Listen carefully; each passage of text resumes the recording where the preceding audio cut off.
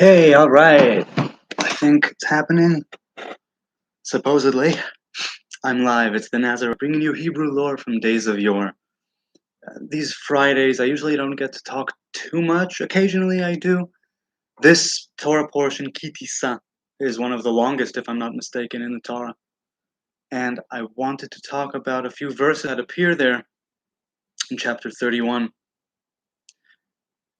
Throughout a couple of Torah portions, the Lord speaks to Moses and he tells him to, right, gather things from the people, the precious metals and the stones and the fabrics and all the skins, and to construct this tabernacle, place of dwelling, a temple, that he may dwell in them, all the different clothing, all the different artifacts, this way and that way.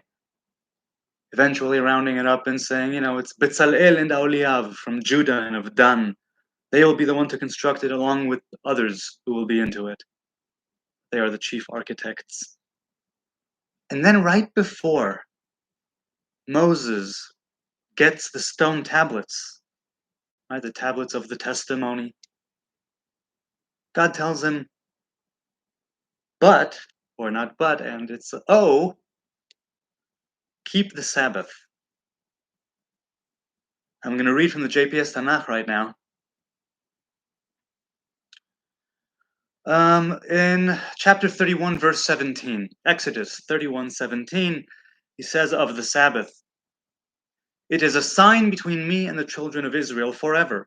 For in 6 days the Lord made heaven and earth, and on the seventh day he ceased from work and rested. And he gave unto Moses, when he had made an end of speaking with him upon Mount Sinai, the 2 tablets of the testimony, tablets of stone, written with the finger of God." God has no finger, right? This is metaphor, allegory. But a moment before, after everything is said and done, the tabernacle, all the different beams, all the different things, this, that. The Sabbath. Remember the Sabbath. There is a sign, a covenant that's embodied there, where the tabernacle is but a means to an end. You're building towards something, whether it's a tent or an actual building. It's a means to an end of another beginning. There is something still unfinished about creation. You're doing all of these rituals, wearing all of these, pieces of clothing and having service carried out with all these different artifacts, and the Ark of the Covenant in there with the Purvim, the incense that burns there on Yom Kippur, all the religious ritual worship, animal sacrifice, that whole thing. It's building towards something. Don't forget the root, which is Shabbat.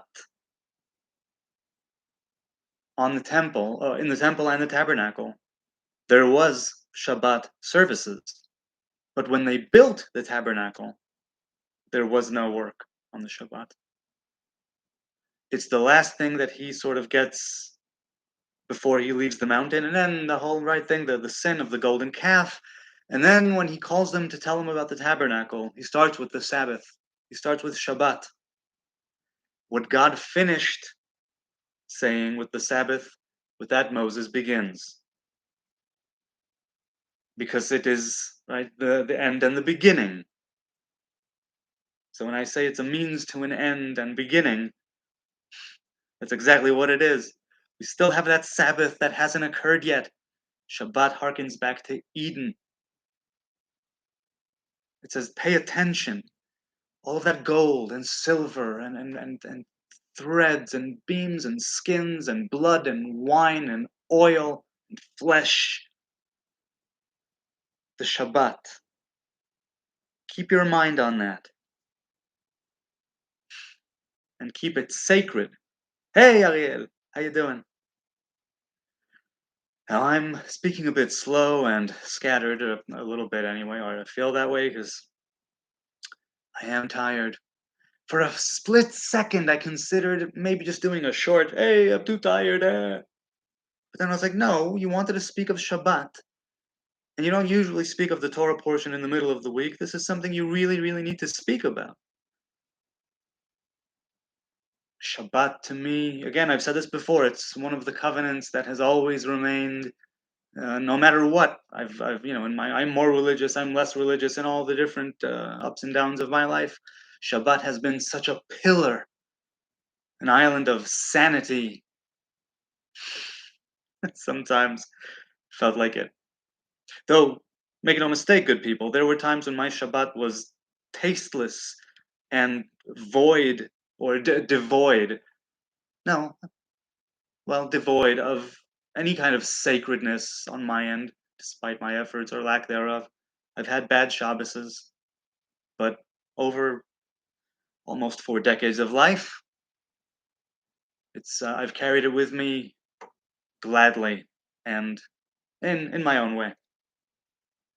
The idea of God finishing with the Shabbat and then giving him the stone tablets written with the finger of God. So again, God has no finger. Metaphor, allegory. It means look deeper, look to yourself. Moses smashes those tablets later on, but later he calls them and he starts with the Shabbat. I think I'm going to say goodbye now, unless there's something else in the chat. I got wood, meant to be the best Donarian rite. Not on Shabbos, though, of course. I don't understand. Donate. Meant to be the best donation, right? Well, you got wood from where? The best donation to be wood? Well, certainly when they were starting to run out of it. Okay, hold on. Lisa, hey Lisa. Lisa says, I attempt to listen to the Torah portion of the week every day, listening to various rabbis. Wow, good for you. That's a lot of fun.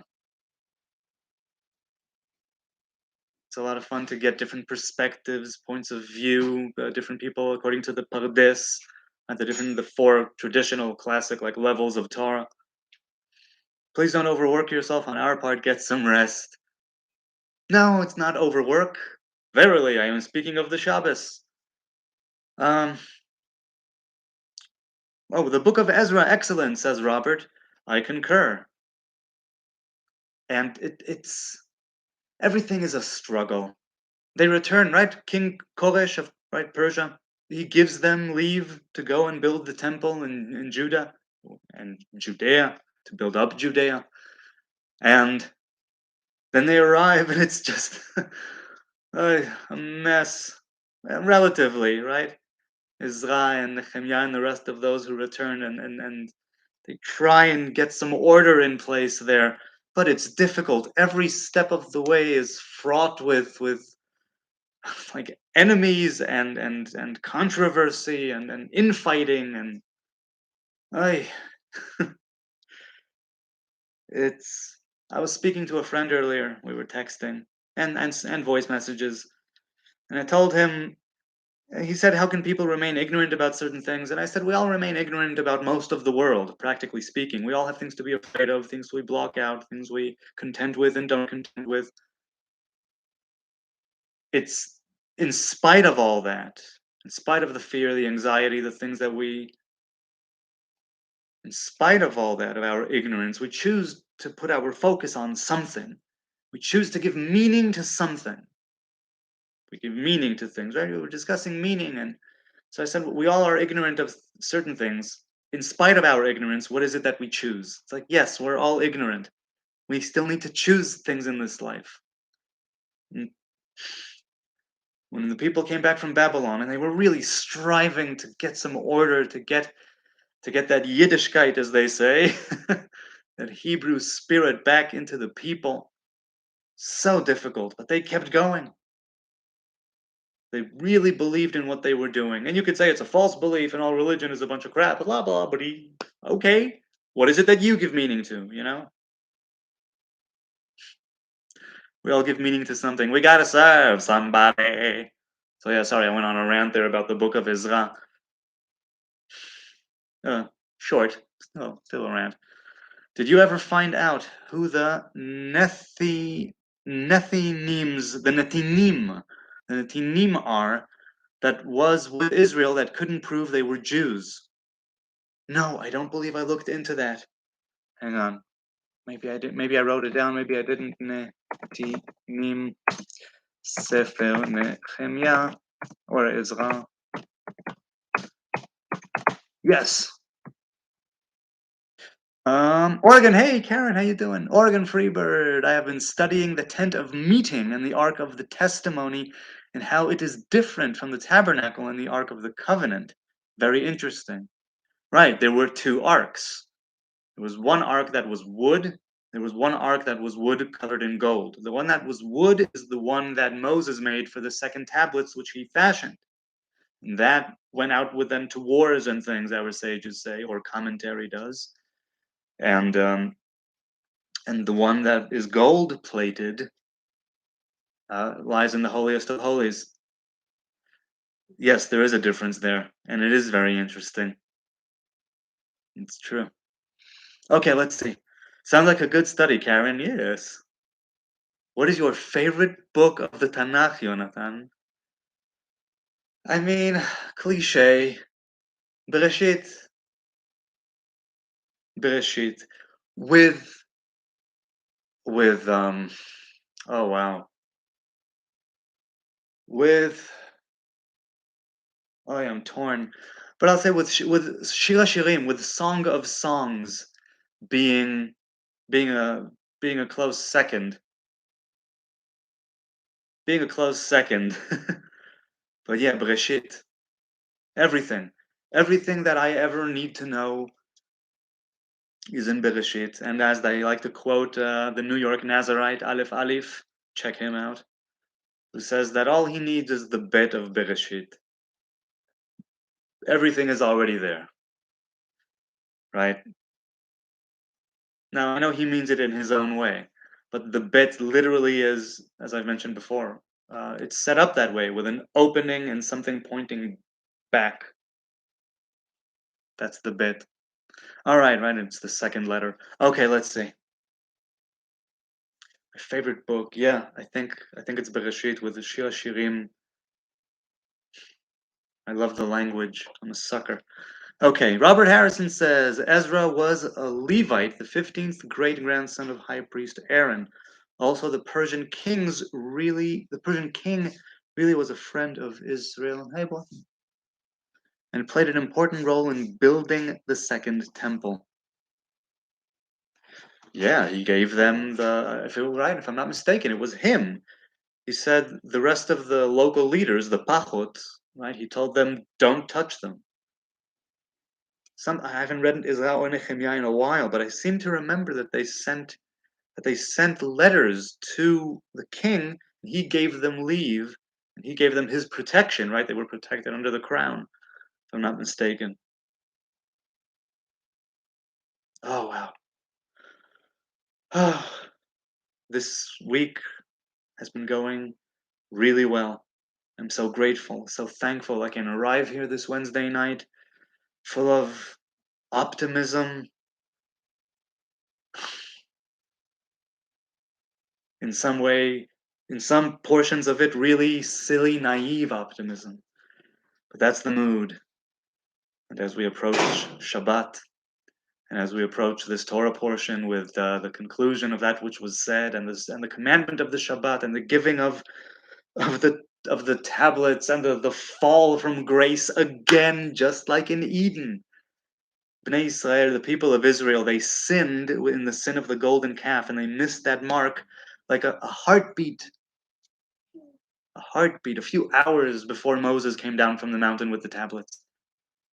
Just like Adam and Chava, right before the Shabbos came in the middle of the sixth day, right before Shabbat comes in, that's when they ate from that fruit. And the Shabbat reminds us of the original tablets that were smashed. And the Shabbat reminds us in that way of Eden.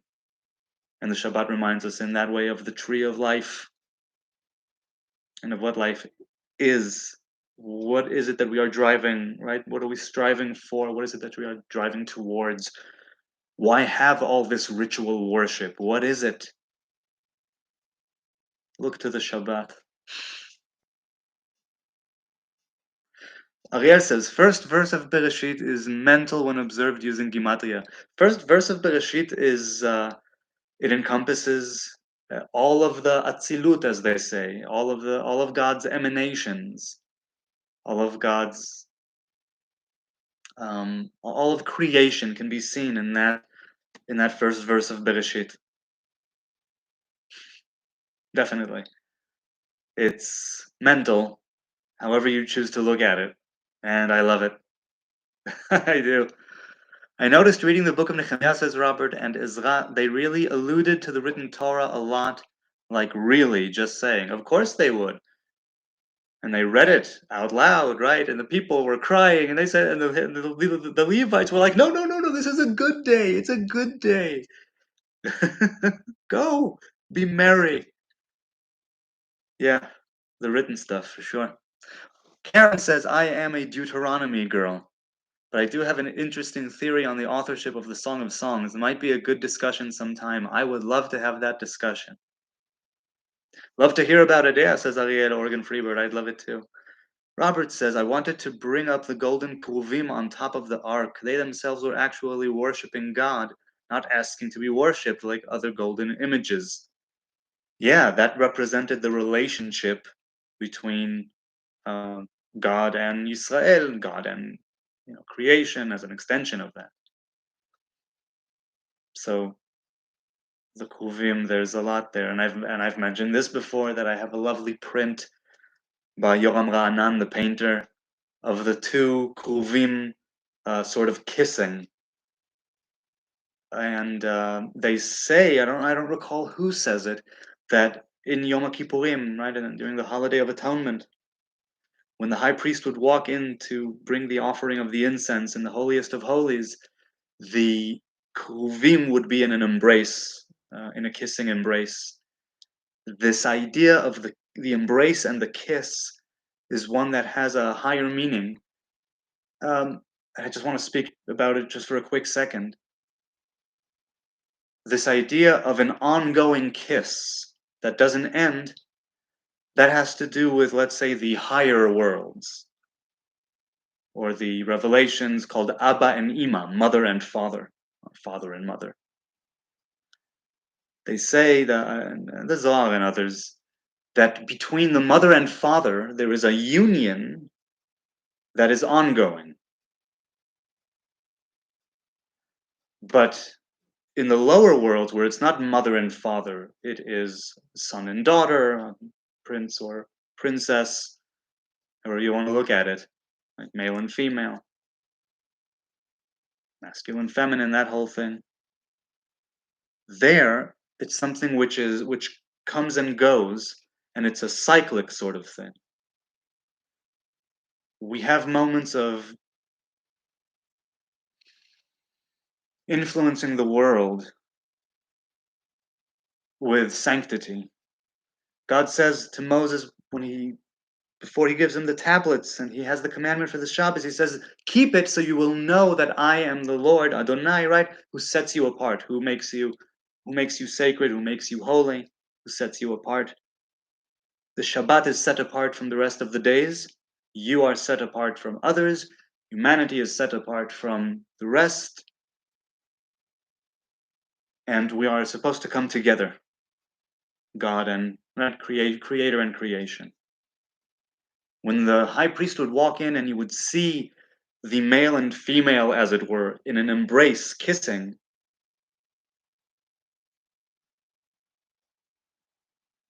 it would be that things are aligned as they ought to be, or not as they ought to be, but they are in alignment with a higher root.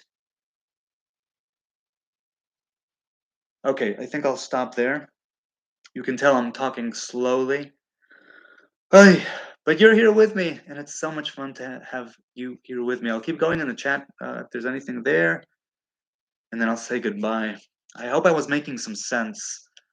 I I don't know why I was moved to speak of Abba, Ima, Ben, and Bat, but I was, because the Shabbos is the Shabbos is the princess becoming a queen, right? It's that elevation. Okay, okay. Also, as a Levite yourself, says Robert, Jonathan, you need to read Ezra and Nehemiah again. They talk a lot about the tribe of Levi. Pardon me. They play a big role in those Hebrew books. Yes, they do. Yes, they do. And I love it that this is my ancestry according to tradition, right? According to my family's tradition. And as I said, always, it doesn't make me higher or better than anyone else in any way, in any conceivable way. But to me, it matters, not because of pride, but because of the sense of responsibility, I think, that comes along with the Levitical covenant. As I've mentioned this before, the covenant of Levi, I feel, speaks to me, regardless of my inclusion in the tribe. So yeah, I think I'll leave it at that. I hope little Andre is saving his data. I'm sure he is. Oh, Robert says, you brought up one time how you found it odd that God put golden figures on the ark after he said don't make any golden images. I just wanted to say that those golden images wasn't being worshipped. No, of course they weren't being worshipped. What I said was, I don't think I said I found it odd. I think what I said was, or at least this is what comes to mind, when the Babylonians broke into the temple, they took out the golden ark, the top of the ark, the kaporet, and they said, "Look, these people who said that they don't have a god, an image of a god. Look at what they had in their most sacred place. They had an image, a golden likeness, right? A golden image."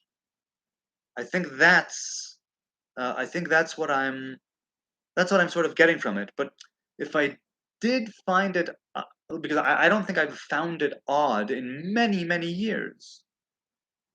This idea of the holiest of holies mirroring something using golden images to which there's access only for a specific time, for a specific task, in a specific way. It's all very surgical and precise. As I've mentioned before, all the temple and tabernacle worship, very precise. To have the gold there, right, a noble metal, and to have the likeness of, some say angels, some say uh, like that they had faces of humans, right? But also the wings. The point I'm trying to make is that I don't know if I find it odd. I haven't found it odd in many years. But if I did, then maybe I was speaking of Babylon, that midrash, or maybe I did find it odd and I said it for whatever reason. But I knew always that they were never worshipped. Never were they worshipped, as far as I know, as far as tradition. Your tribe was put on a pedestal, and rightfully so. Right, I'm, and I love that about the tribe of Levi. But as I say about anything and everything, any title or I don't know what, you need to earn things. You need to earn things. Even if you're a priest, you need to earn that priesthood with your own, with your own merit, by your own merit, with your own doing. You need to own it. Ariel says, assuming now, do you personally deal with, not, I don't understand. Do you personally deal with, I don't know. I love the tribe of Levi. Wow, what a tribe, and an honor to be a part of them for you, Jonathan. The chosen of the chosen. Okay, I'll stop now. Yeah, I, as I said, I love that tribe. And in this Torah portion, they are the ones who are called to Moses when he says, Mila Adonai Elai, who is to God come unto me.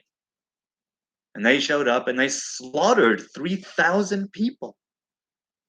You could look at that and say, look at that. They killed their brethren, their kin. They killed their people. And this is supposed to be something good. They're supposed to be elevated because of this, much like the question rises with Pinchas stabbing Zimri and Kozvi. Zimri? Yes. And this is something that's supposed to be good. So I look at it, right, and it's the question is there. I have spoken of the answer several times in the past. I must be a fool to sort of raise the question, and just, never mind. But I feel it's too much to open up right now. So I'm going to segue into oh God. How look at this. I'm live and I always say that I value your time and your attention, but right now I feel like I'm not valuing your time or your attention. But I wanted to broadcast and I'm glad I broadcasted. Now for 26 minutes. Oh, okay. So Ariel says, I take it you try to follow the 613 mitzvot, etc. On a personal level, how do you deal with contradictions and which is more important in your mind, observing a positive or a negative mitzvot? Well, I deal with the contradictions by placing them within a system of values, right? A hierarchy of importance that's completely subjective to my own teachings and experiences, and things that I've learned. By teachings, I mean things that I was taught. So I looked at the 613 commandments, studied several of them quite in depth. Uh, the scripture, everything. There's the what yeshiva boys do, or at least some yeshiva boys. And I emerged from that yeshiva world with, well, and again, childhood, adolescence, that whole thing, well, religious school, and then more schooling and the army, and then another year of yeshiva. And at that point, I was like, okay, I've figured out what's important to me. For a few years, I struggled with the orthodoxy and with the halacha and with 613 commandments, and that culminated in the Nazarite vow. That culminated in age 20, right? In my 28th year, right, when I was 27. And I decided this is a covenant that I'm taking on personally. That was something like that. That's what came out of, that's in part what came out of that. So the contradictions are there, whether they are conceptual, whether they are actual, what seems like. And then you have halacha. You have halacha. You have 13 attributes by which the Torah is learned, and other attributes, but traditionally, like classically, 13 attributes according to the oral Torah, the Mishnah, and commentary and things that aren't halacha that influence that sphere of thought and of research and of ruling. So you have the halacha, which makes sense of the contradictions halachically, if not conceptually. If some people say no, and some people say this and that, but halacha aims to do that. So I dealt with contradictions by placing them in a hierarchy, and it's something that I'm constantly. I mean, I'd like to think I have some pillars, but what do I know? So far, I've had pillars of importance and of conduct that I've tried to abide by, to hold on to strengthen and fortify. And things flow from there for me. Intuitively, I'm able to discern certain things and not be able to discern certain things yet. But a positive or negative mitzvah, it has to do with circumstances, and it has to do with the conditions and circumstances vary. So that's what I'll say. I'll say I'm striving to build myself up so that I am able to discern in a way which is not clouded by any sort of judgment, vanity, pride, anger, laziness. And that's how I can be even more certain to the degree that I can be, of what I'm doing.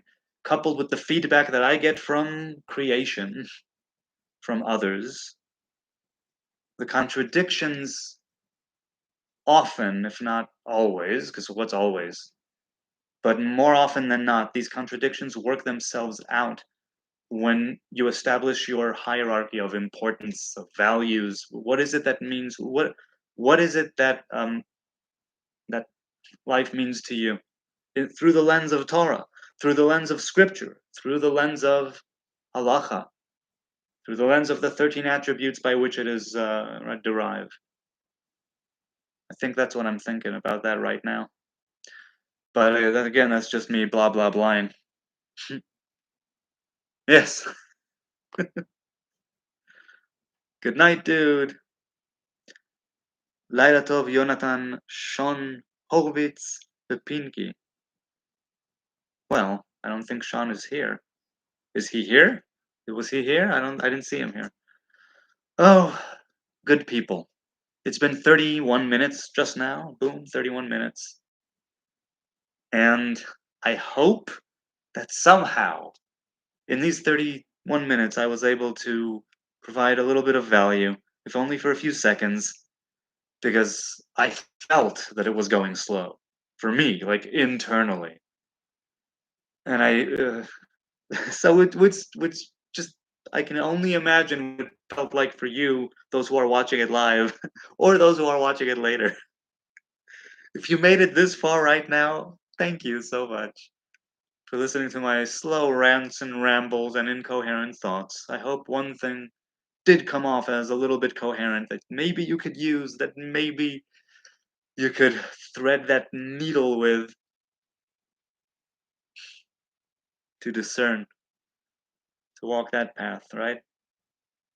To find favor in the eyes of God and man. May we have a good night, a lovely night. I will see you, God willing, on Friday. Despite all of this, I appreciate your time and your kind attention. I don't take it for granted. It's so lovely to be able to speak with you. I cherish it. I love doing it. Shabbos, Torah. Whew. See you Friday.